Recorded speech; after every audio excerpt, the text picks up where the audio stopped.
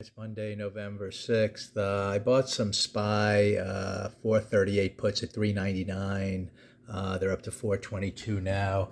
You can see here on the 15-minute chart, I actually bought them on bar number 2 when it kind of came down and took out, after kind of taking out the pre-market highs, then it took out the first bar low, paused for a little bit. Now we're heading lower to at least that first target, which is the pre-market lows. I'll see what happens from there.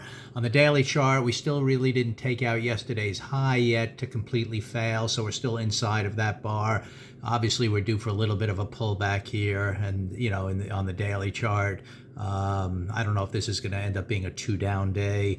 At the moment, it's not a 2, up failure day because it didn't take out that high yet, but it did take out the pre-market highs. So I think we're reaching for liquidity below the close of yesterday or Friday in the pre-market lows. From there, you can set up a no-risk trade, see if we get, maybe it does become the pullback day, that we get a 2-down day into some of these gaps. I don't know for sure. That's what opening price action is kind of leading. But anyway, at least from the first bar, there's pretty high probability, to take out this blue line, and then kind of, you can set up a no-risk trade, use your stop at the halfway point of that first bar. It's possible we end up with kind of a red to green move. If there's a big green bar to start attacking those highs again, that we'll keep an eye out for that kind of price action. But otherwise, we are heading lower a little bit this morning to start the week.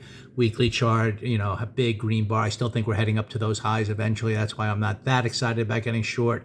But there could be a lot of volatility on the downside, before we eventually start higher. So it could end up being a decent trade, at least a base hit kind of thing in the morning as we kind of judge price action. And ideally, if it becomes a volatile kind of a situation where we get a pretty big push down, it would hold and maybe make a second push down on the day, even if it kind of holds above yesterday's low. So we will see what happens here. It looks like high probability we should take out the pre-market lows, and then from there you can kind of have a no-risk trade in play.